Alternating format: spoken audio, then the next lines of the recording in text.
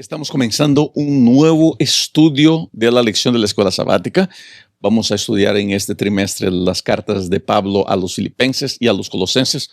Pero más que eso, vamos a ver cómo podemos vivir de una mejor manera, más productiva, de una manera más estoica en relación a las situaciones difíciles de la vida. Así que si estás listo, ven y vamos a comenzar un nuevo viaje a través de las santas páginas de la palabra de Dios.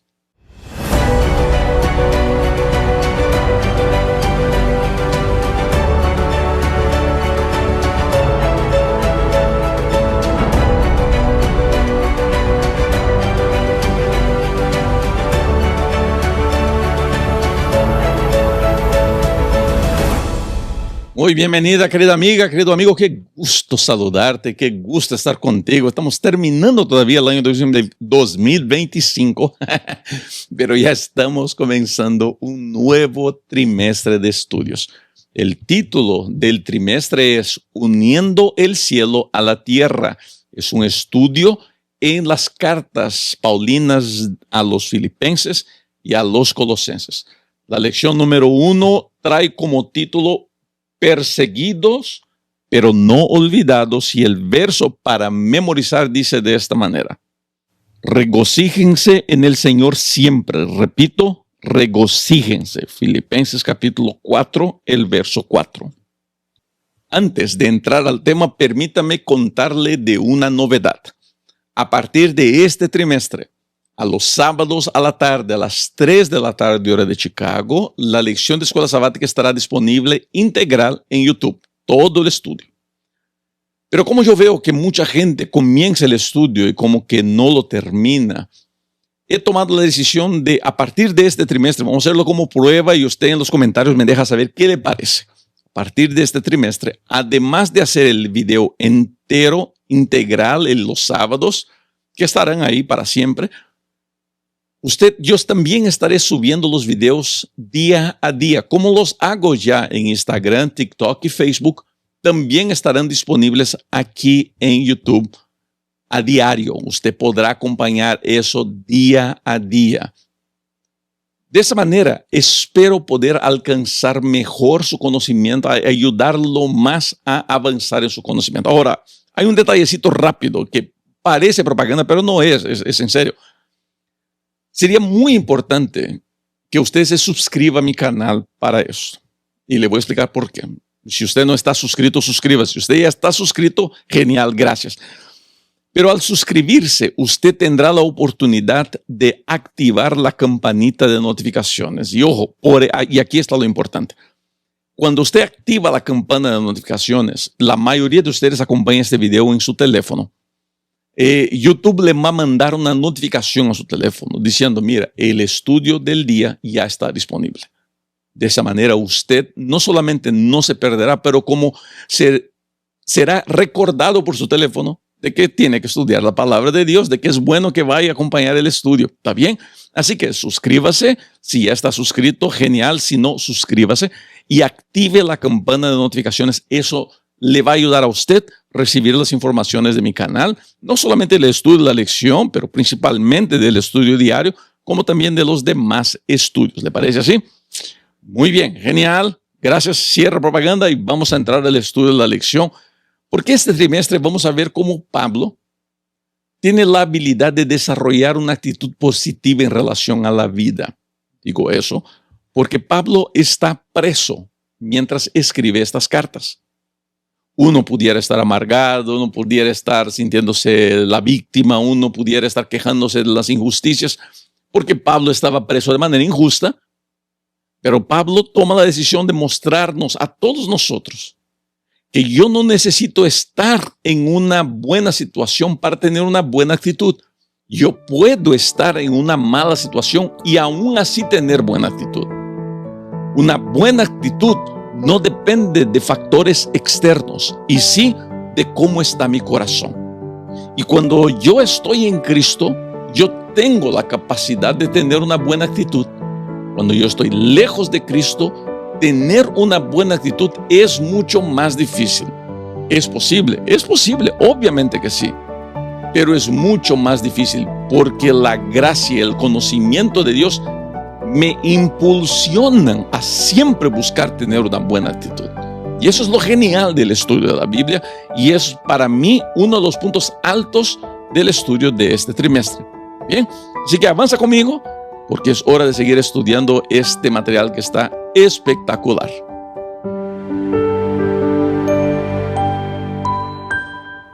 Escucha bien, importante que memorices lo que te voy a decir.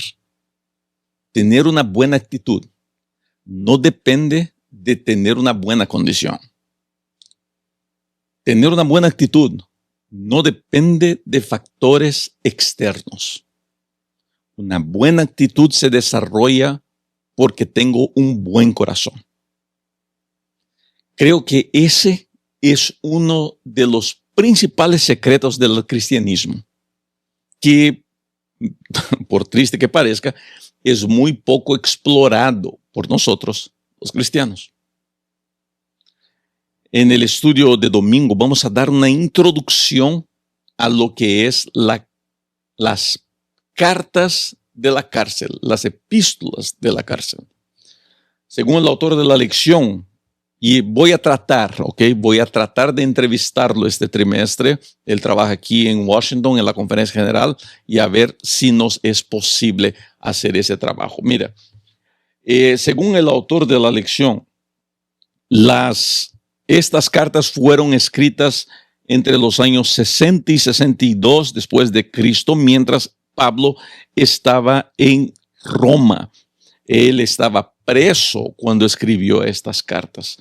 Y gente linda, por eso comencé el video con esta declaración. Nosotros no necesitamos buscar muchos problemas para encontrarlos. Basta con que estés vivo para que encuentres problemas. Pablo estaba preso de manera injusta. Pablo estaba preso por predicar el evangelio. Pablo se había dedicado al entrenamiento, a la preparación, al planteo de iglesia. La prisión de Pablo no solamente era injusta desde la perspectiva legal, no solamente era injusta desde la perspectiva política. La prisión de Pablo era injusta desde la perspectiva espiritual, de merecimiento. Pablo hacía todo bien. Pablo no merecía la cárcel. Y me arriesgo a decir de que Pablo tendría el derecho de argumentar con Dios, diciendo, Señor, pero yo te estoy sirviendo, yo estoy haciendo tu obra, tu trabajo, y dejas que eso pase conmigo. Si alguien pudiera quejarse con Dios es Pablo. Mira, no me estoy comparando a Pablo, ¿está bien? Entonces yo me acuerdo cuando yo trabajaba en la Amazonía de Brasil y por veces me tocaba pasar toda la noche en la carretera esperando que viniera un bus para llevarme a casa. Y no que era un bus de 3, 4, 5 horas, no. Por veces me iban a tocar 30 horas en el bus, en una carretera sin pista, puro polvo. Y yo me acuerdo de una noche en específico, yo estaba cansado, hambriento, nada estaba abierto, una ciudad muy pequeñita en el corazón de la carretera transamazónica, ahí en la selva, en el corazón de la selva de la Amazonía. Y en algún momento yo le dije, pero Señor, yo estoy aquí predicando el evangelio. Dejé mi esposa, en esos tiempos no tenía las hijas. Señor, dejé mi esposa en casa, estoy aquí a 30 días viajando, ¿sabes? Trabajando, entrenando, hablando. No te estoy pidiendo un avión privado, es un bus que llegue aquí, pues. Me acuerdo, era un joven pastor, sintiéndome injusticiado y de repente miramos a Pablo, preso de manera injusta, dedicado al trabajo de Dios. ¿No? Y en ese momento difícil, él decide usarlo para bendecir a otros. ¿Cómo eso nos deja una lección? La mejor manera de tener victoria sobre nuestras dolencias, de tener victoria sobre nuestras depresiones, tener victoria sobre ese sentimiento de inferioridad, de injusticia. La mejor manera de confrontar todos esos sentimientos negativos es dedicarnos no solamente al servicio de Dios, pero también dedicarnos a servir a otras personas. Mientras yo me mantenga encerrado en este sentir de injusticia, donde yo soy el pobrecito todo el tiempo, yo jamás voy a florecer. Pero si me dedico a mirar más afuera y trato de olvidarme un poquito de todo el amargor que hay dentro de mí, todas las aparentes injusticias que estoy sufriendo, por lo que enseña la palabra de Dios, nosotros tendremos condiciones de avanzar y superar esos sentires de dolor y de tristeza. Así que este éxito, más cualquier cosa, depende solamente de ti. Depende de cómo querrás ver la vida. Te pregunto, ¿estás dispuesto a soltar todo ese amargor en nombre de mirar la vida desde una perspectiva más positiva, más espiritual? Piénsalo. Y si decides hacer ese cambio, te garantizo que verás por lo menos una buena victoria en tu vida. Y ese es el comienzo para muchas otras. Escuché una vez de un pastor que decía así: cuando miro hacia mí, no veo cómo me puedo salvar. Pero cuando miro hacia Dios, no veo cómo me puedo perder. Interesante, ¿no? Siempre me gustó esa frase. Al fin, nuestro éxito, nuestras victorias, dependen de dónde tengo puesta mi vista y visión. ¿Dónde está puesto mi mirada? Si mi enfoque es en la tristeza, si mi enfoque es en el dolor, si mi enfoque es en el amargor, es de eso, ese será mi alimento. Y si yo me alimento de todo lo que hay de negativo, lo único que puedo producir es negatividad. Pero cuando mi mirada está en Cristo, cuando mi mirada está en la esperanza de la pronta venida del Señor, cuando mi mirada está en las infinitas bendiciones que Dios derrama sobre mí, cuando mi mirada está en todo lo que Dios hace de bueno en mi vida, es más factible que lo que yo produzca sean acciones positivas, sean pensamientos positivos. Y yo sé que para algunos hablar de pensamiento positivo, pensamiento negativo, les suena un poquito espiritualista, qué sé yo, ¿no? Pero es esa la realidad que vemos en la vida del apóstol Pablo. Preso, él entiende que si se enfoca en sus cadenas, estará amargado, pero si se enfoca en lo que Dios quiere hacer a través de él, podrá bendecir a miles. Y bendijo. Desde una cárcel, desde una celda, Pablo pudo bendecir a miles de millones de personas por todos los siglos. ¿Te das cuenta? ¿Y por qué eso? No solamente por su manera de ver la vida, pero Pablo desarrolla algo muy interesante que por veces creo que nos falta. Pablo entendía de que no hay una promesa en Dios que diga que yo no voy a sufrir injusticias, que yo no pasaré por esos momentos difíciles, que yo no pasaré por ese valle de sombra y de muerte. Dios no me promete una vida sin dolor, una vida sin llanto, una vida sin látigo, una vida sin justicia, una vida sin maldad, una vida sin dolor, una vida sin la muerte. No, Dios nunca prometió eso. Lo que Dios ha prometido es que en medio a todo eso, Él siempre estará con nosotros. Y esa es la promesa que Pablo recibe. Eso es lo que Pablo siente de parte de Dios. Eso es lo que Pablo vive. Pablo tiene la habilidad de entender: yo no dependo de esas cosas para ser feliz. Yo puedo ser feliz en esta celda solitaria, fría, desde que yo me enfoque en qué puedo hacer. y no en lo que yo quiero que hagan por mí. Querido, al fin, lo que nos falta no es conocimiento bíblico. Tenemos conocimiento bíblico. No nos falta nuevas doctrinas. No nos falta memorizar pasajes. No, nos falta saber practicar lo que leemos y creemos. Nos falta la práctica. Vemos eso en la vida de Pablo. Y valdría mucho la pena que luchemos para que eso se vea en nuestra vida también. Pedirle a Dios, Señor, ayúdame a ver la vida de una manera más positiva. Ayúdame a ver a las personas de una manera más positiva. Cuánta gente yo encuentro que cuando le pregunto sobre su familia, por ejemplo, oh, mi esposo eso, mi esposa eso, mis hijos, mis tíos, mi cuñada, mi suegra y todo. Habla mal de todo mundo. Y espera de esa manera encontrar algo positivo. Hablas mal. ¿Crees que todo el mundo está en contra de ti? ¿Crees que hay injusticias contra ti todo el tiempo? ¿Esperas que ese espíritu te genere cosas buenas? Es imposible. Por eso este estudio de este trimestre me parece muy interesante. Porque creo que es hora de comenzar a ver la vida desde una perspectiva más positiva, desde una perspectiva más espiritual.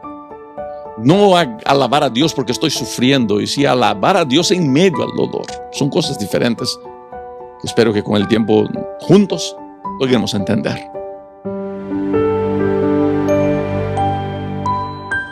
La historia de Pablo en Filipos está registrada en el libro de Hechos de los Apóstoles. Quiero invitarlo a acompañar el estudio que estoy haciendo del libro de Hechos de los Apóstoles a los viernes de noche. ¿Está bien?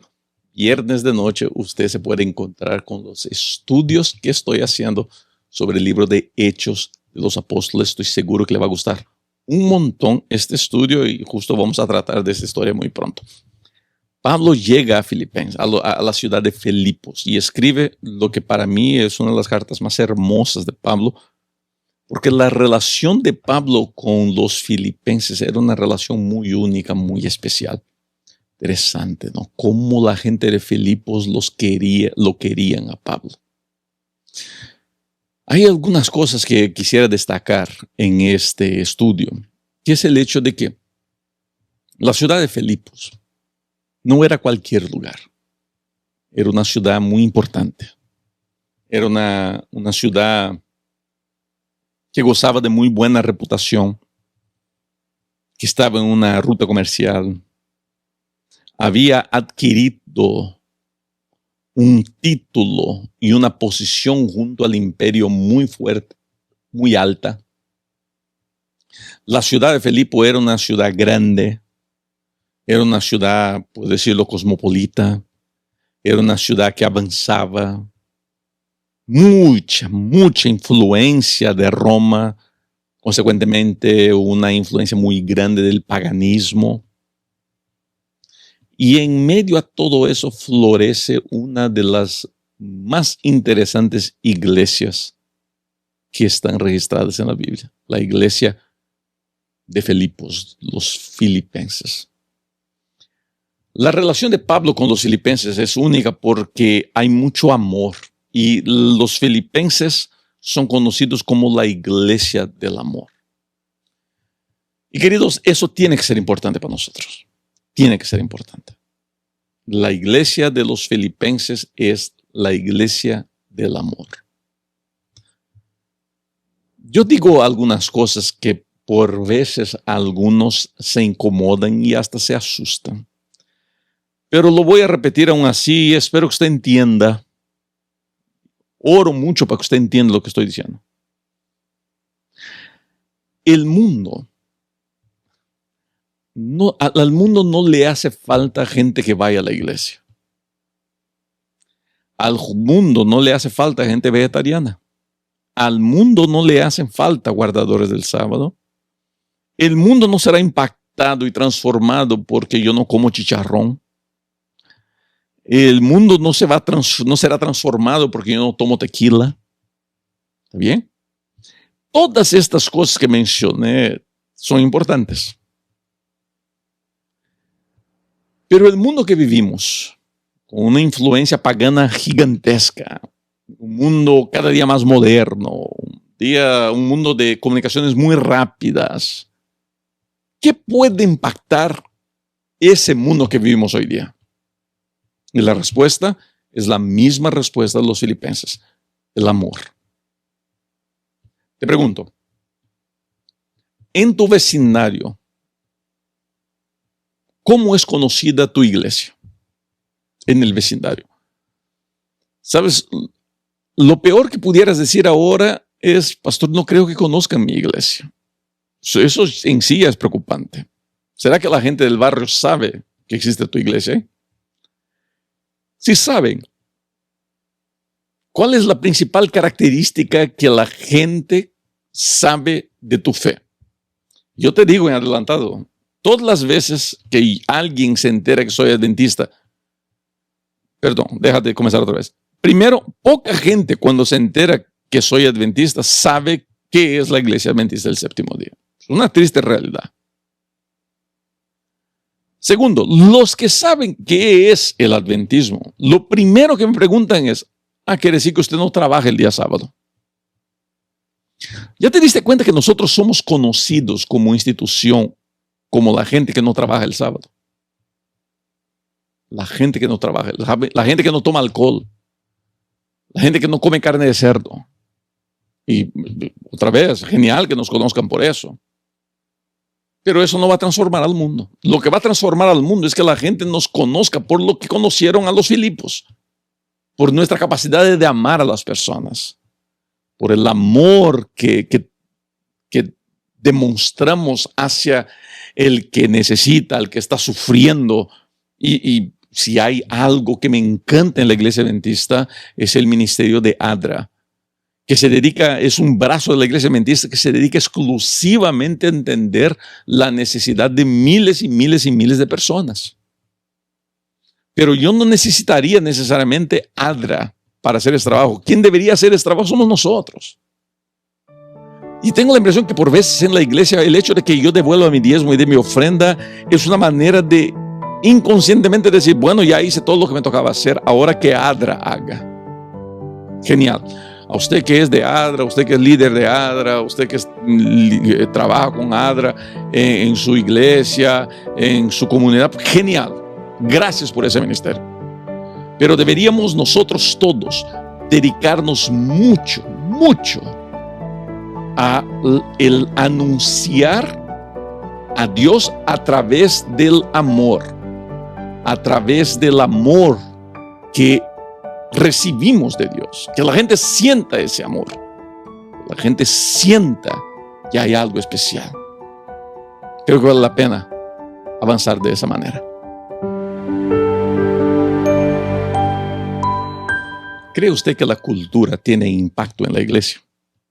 Mi respuesta: yo creo que sí. Y no creo que es malo. Ahora, esto dicho, es muy importante destacar que no toda la presión cultural es buena. A mí me regalaron esta guayabera, que en dominicana lo llaman chacabana. Son 3 hermanas muy queridas allá de Santo Domingo, las hermanas Azuri, que me regalaron esta hermosa chacabana, que es rosada. A mí me encanta el color rosado. Me gusta vestirlo. Hace 30 años atrás era impensable, 40 años atrás, impensable ver un pastor vestido de camisa rosada. En esos tiempos, pues los pastores estábamos en camisa blanca, corbata negra, traje negro. Era así que se vestía pues un macho que se respeta, ¿no? Pero las cosas cambiaron. Y hoy día el pastor estamos en camisa azul, roja, verde, rosada. ¿Por qué digo eso? Porque esa era una de las batallas de Pablo en Colosas. Había mucha influencia de la cultura, mucha presión cultural, en especial en cuestiones de idolatría, que era algo muy fuerte en los tiempos bíblicos, en los tiempos que se escribieron estas epístolas. Era muy difícil para el miembro de iglesia ser fiel a Dios, muy difícil. Pero aún así se mantenían, seguían, trataban de ser fieles a Dios. Queridos, permítame decir eso. La cultura no es un problema. La presión cultural siempre existirá. Nosotros tenemos que tener el valor de mantenernos fieles a la verdad. Mantenernos fieles a la verdad. Pablo hace eso y Pablo maneja la cuestión cultural de manera muy interesante en Colosas con Filemón, que era señor de esclavos, y Pablo lo orienta a no tratarlo como esclavo y sí como hermano. Es un claro manejo de una situación cultural que estaba entrando a la iglesia. Así también nosotros tenemos que tener habilidad de manejar cuestiones culturales que se avecinan, que se presentan frente a nosotros. ¿Está bien? Ahora, tenemos que tener la habilidad de mantenernos fieles a los principios bíblicos. Y ninguna presión cultural debería derrumbar los principios bíblicos. Yo he hablado mucho de eso en estos últimos meses, últimos años, por decirlo así. Pero nosotros estamos bajo ataque, ¿no? Dios ha creado varón y hembra y ha creado la familia con varón y hembra. Pero la presión cultural para que nosotros aceptemos algo que no es bíblico ha sido intensa. Y me duele decir eso, pero infelizmente tenemos en el ministerio adventista, incluso, pastores que quieren defender la idea de que, bueno, quizá en nombre del amor, de la aceptación, hay que permitir. Queridos, nosotros permitimos que todos vengan a la iglesia. Pero eso no quiere decir que el pecado dejó de ser pecado. Pecado es pecado. Familia es familia. Familia es hombre y mujer. Punto. Ese es el bíblico. Pero pues mucha gente en el afán con la fuerza de la presión cultural, en el afán de quedar bien con 2, 3 aquí, termina abrazando ideas que son antibíblicas. La cultura es buena, ha ayudado mucho a la iglesia, pero en ningún momento permitiremos, yo Rubén, en ningún momento permitiré que la cultura me saque de los principios bíblicos. Yo no puedo proteger la iglesia porque no es mi deber, no es mi trabajo, pero yo puedo proteger a Rubén y a lo que hago en mi canal y en lo que digo aquí. Y he tratado de siempre ser muy fiel a los principios bíblicos. Y espero, querido, que usted tenga la habilidad en nombre de Dios de manejar esas presiones, de manejar esas situaciones que por veces pueden llegar a ser muy problemáticas. Es que al fin del día, si nos mantenemos fieles a Dios, acaban siendo una gran bendición para todos nosotros. Estos días alguien me dijo así: ya no creo en la estructura de la iglesia. No creo en la estructura de la iglesia. Interesante. Yo le pregunté por qué. Porque la iglesia apostólica no tenía esas estructuras. Y apuntándome el dedo me decía: usted es parte de eso. Ustedes están buscando el poder. Ustedes les gustan las posiciones, los cargos. Pero la iglesia apostólica nunca tuvo eso. Parece bonito decir eso, ¿no? Parece bonito. Pero por bonito que sea, no es verdad.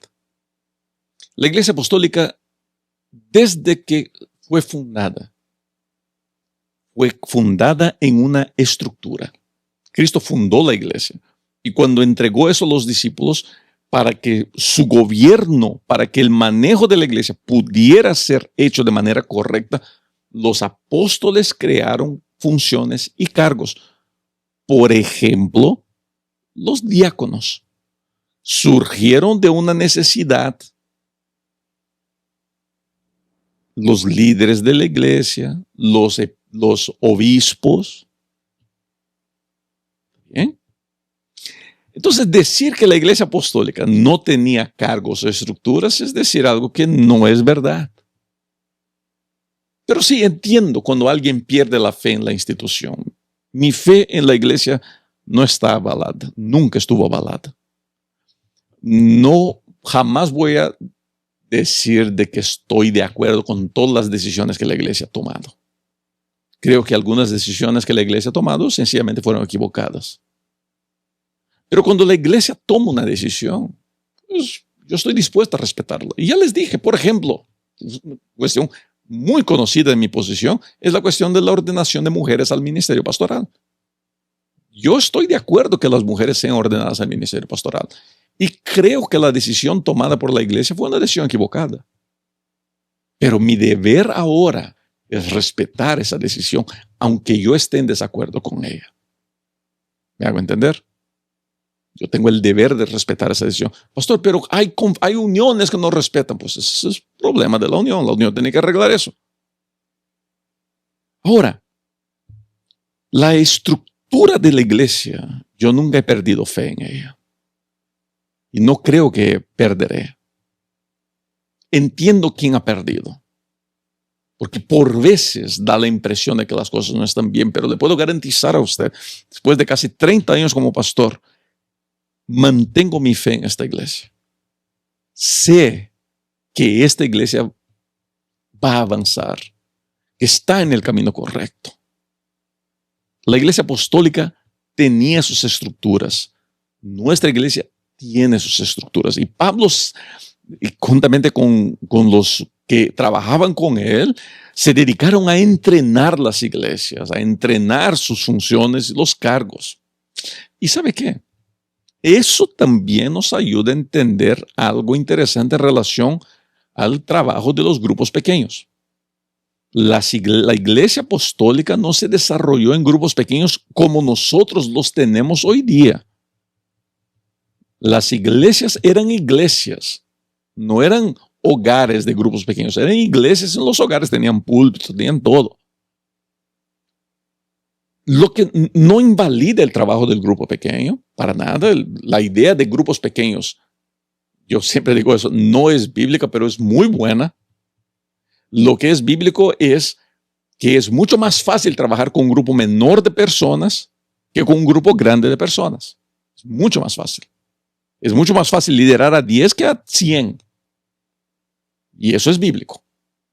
Ahora, la estructura de grupos pequeños con el director, vicedirector, coordinadores interesados, es una invención nuestra que es una excelente invención. Y excelente. Yo tuve grupos pequeños en mis iglesias y mientras existieron, nos funcionaron de maravilla. Pero es muy importante recordar que las estructuras no son malas. La estructura de la iglesia no es mala. Tener presidente de la asociación no es malo. Yo tengo el gusto, de verdad, para mí es un gran honor ser amigo de varios presidentes de campos, de uniones, de asociaciones, de divisiones. Tengo el gusto de llamar a algunos de esos de amigos. Y sé que son hombres de Dios, hombres que se han dedicado a la ganancia de almas, hombres que aman la iglesia, que sufren por la iglesia. Eso es muy noble y muy bonito. Pero jamás permita que su fe de usted sea avalada en la estructura de la iglesia o en la iglesia. Obviamente que mi fe tiene que estar en Dios primeramente, pero la estructura de la iglesia es muy buena y vale mucho la pena.